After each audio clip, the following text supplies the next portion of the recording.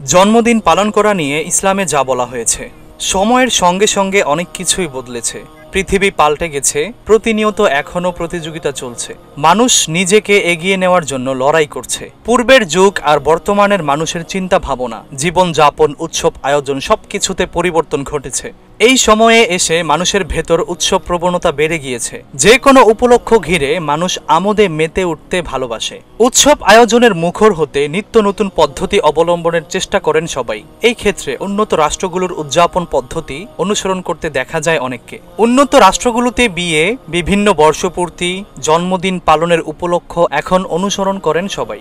বর্তমান সময়ে এসে জন্মদিন পালনের প্রবণতা বেড়েছে ব্যাপক হারে। জন্মদিন পালন করেন না অথবা জন্মদিনে বন্ধু বান্ধব পরিচিত জনের কাছ থেকে শুভেচ্ছা বার্তা পান না, এমন মানুষ খুঁজে পাওয়া একটু কঠিনই বলা যায়।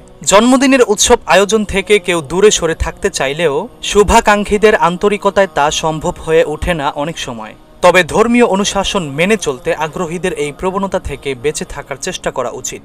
কারণ ইসলামী আইন ও ফিকহশাস্ত্রবিদেরা জন্মদিন পালনকে বৈধ বলেন না। তাদের মতে জন্মদিন পালন করা জায়েজ নেই, কারণ একজন মুসলিম মুমিনের যে কোনো কাজ বা পদক্ষেপের আগে এই বিষয়ে ধর্মীয় বিধান জেনে রাখা জরুরি।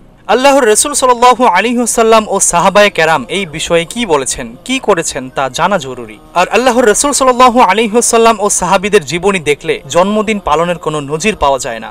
ইসলামে জন্মদিন পালনের কোনো নিয়ম নেই। ইসলামে যদি জন্মদিন পালনের নিয়ম থাকতো তাহলে সাহাবায়ে কেরাম, তাবেঈনদের থেকে এটি পালনের প্রমাণ মিলত। তারা জীবনে কখনো জন্মদিন পালন করেননি। এমনকি কারো কারো জন্মসন জানা গেলেও কোন মাসের কোন তারিখে জন্মগ্রহণ করেছেন তা অবধি জানা যায়নি। আমাদের প্রিয় নবী হযরত মুহাম্মদ সাল্লাল্লাহু আলাইহি ওয়াসাল্লাম রবিউল আউয়াল মাসের কত তারিখে জন্মগ্রহণ করেছেন এটা নিয়েও রয়েছে মতভেদ। সেজন্যই জন্মদিন পালন জায়েজ বলেন না আলেমরা। আলেমদের মতে জন্মদিন পালন বিজাতীয় কালচারের অন্তর্ভুক্ত এবং আল্লাহর রাসূল সাল্লাল্লাহু আলাইহি ওয়াসাল্লাম বিজাতীয় অনুকরণে নিরুৎসাহিত করেছেন। এক হাদিসে আল্লাহর রাসূল সাল্লাল্লাহু আলাইহি ওয়াসাল্লাম বলেছেন, যে ব্যক্তি বিজাতির সাদৃশ্য অবলম্বন করে সে তাদের দলভুক্ত হিসেবে গণ্য হবে। অন্যদিকে জন্মদিনকে কেন্দ্র করে কখনো কখনো অপচয় ও অপব্যয় করতে দেখা যায়। ইসলামে অপচয় ও অপব্যয় করাকে নিষিদ্ধ করা হয়েছে।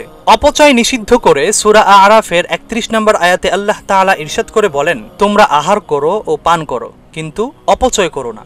মূল কথা হচ্ছে, ফিকহবিদ আলেমদের মতে যদি জন্মদিন এমন ভাবে পালন করা হয় যে সেখানে নাচ গান, বেগানা ছেলে মেয়ের ফ্রি মিক্সিং থাকে, তাহলে সেটা অবশ্যই হারাম। কিন্তু যদি কেক কাটা, নাচ গান বা ইসলামে নিষিদ্ধ কোনো কাজে লিপ্ত না হয়ে সাধারণভাবে জন্মদিনে আনন্দ ভাব বা ভালো খাবার খায়, তাহলে তা দূষণীয় নয়। একজন মুমিনকে মনে রাখতে হবে যে তার প্রতিটি পদক্ষেপের হিসাব নেবেন আল্লাহ তাআলা। হাসরের মাঠে পৃথিবীতে করা প্রত্যেকটি আমলের হিসাব দিয়েই পার পেতে হবে। হাসরের মাঠে আল্লাহ তাআলার সামনে যেই প্রশ্নটির মুখোমুখি হতে হবে সবাইকে, তা হচ্ছে পৃথিবীর জীবন কিভাবে কাটিয়েছো, কিভাবে জীবন যাপন করেছো। এই জন্য প্রত্যেক কাজ ভেবে চিন্তে করতে হবে।